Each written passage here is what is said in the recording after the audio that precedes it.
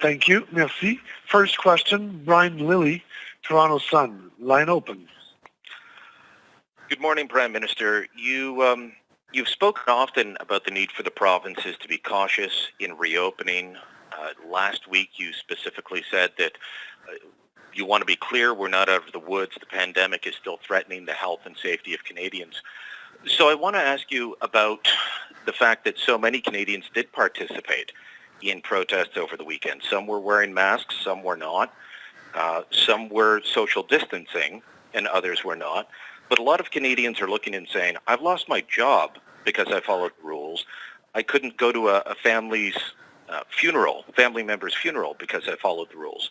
What do you say to Canadians who are sitting and saying, I understand the issues of racism, I understand the issues the protesters were raising, but I've lost out on nearly 3 months of my life due to this. Can you continue to support the lockdown measures that have been in place? We've seen thousands of Canadians come out this weekend and over the past days to highlight their deep concerns and stand in solidarity with racialized Canadians and Indigenous Canadians. Again, as you pointed out, we saw many efforts made to wear masks, to continue social distancing. It is important that we follow public health advice throughout, even as we protest and demonstrate in order to create a better world. We have to get that balance right, and I continue to exhort Canadians to do just that.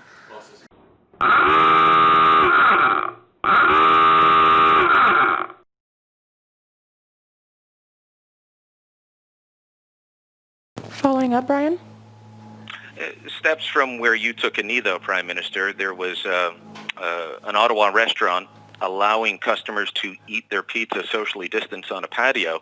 They're facing an $880 fine for violating the same emergency orders that you violated, that many of the people at the protest violated. So can you continue to say that we've got to have these lockdown measures in place when there is obviously a difference of how they are applied between people meeting on their driveways, people eating pizza, and people protesting?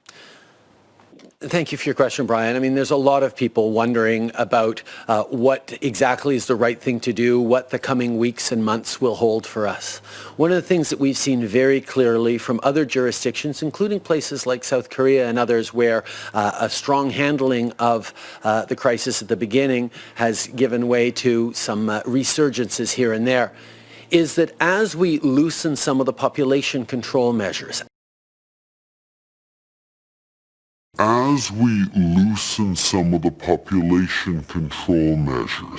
people are returning to work, in some ways seeing businesses reopen, we need to step up in other ways. We need to continue socially distancing. We need to wear masks where appropriate.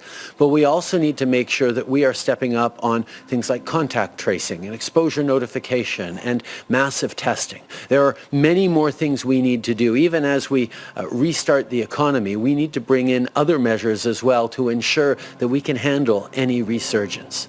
All this is difficult and frustrating and longer than we'd hoped it would be in many ways. But at the same time, we know that the cost of having to return into social isolation, return into lockdown because of a massive resurgence is not one that anyone wants to bear, which is why we are being very cautious going forward, and we continue to encourage people to follow all public health advice and guidance.